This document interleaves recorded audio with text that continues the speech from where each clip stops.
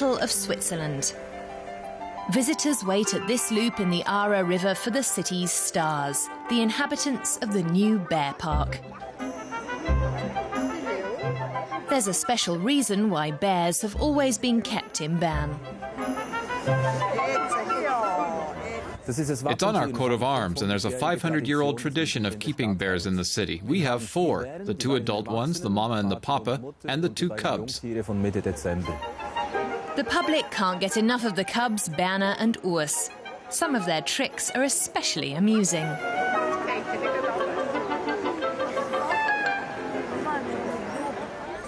The city's oldest attraction and most famous landmark is the clock tower.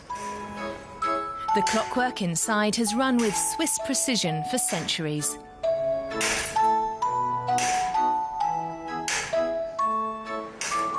Outside, the tourists eagerly await the sound of the bell that marks a new hour.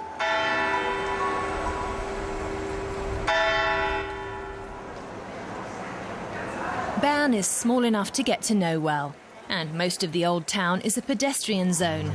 It's hardly worth taking a car here anyway. The streetcar is faster. You can take it to the Bundeshaus, Switzerland's parliament. There are 26 fountains on the square in front of the building, one for each of the country's cantons. There are also regular tours for the public. The Bundeshaus was completed at the beginning of the 20th century. It was designed and decorated with materials and items from all over Switzerland. When the weather's right, Berne feels almost Mediterranean. There are plenty of outdoor cafes. The historical fountains add extra character to the old town. The 11 most beautiful are adorned with playful figures. Most of them are located in the middle of the street or on charming squares. Theresa Günther is a city tour guide in Berne. She knows a lot about the old fountains.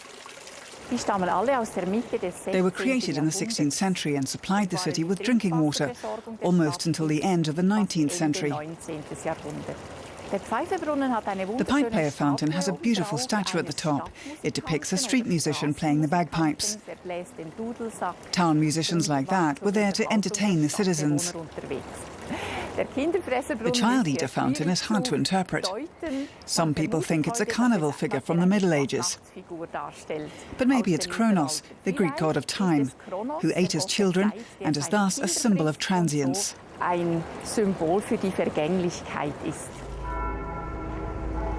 The old town is not just a pleasure to look at. Its arcades are a delight for shoppers. Put together, the arcades comprise a 6-kilometre-long shopping zone.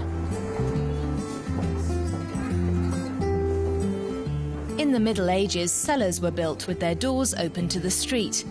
Today, many of the cellars are used as shops. Berne's Old Town is a heritage-protected site. If you want to see treasures from the modern era, go outside the city gates.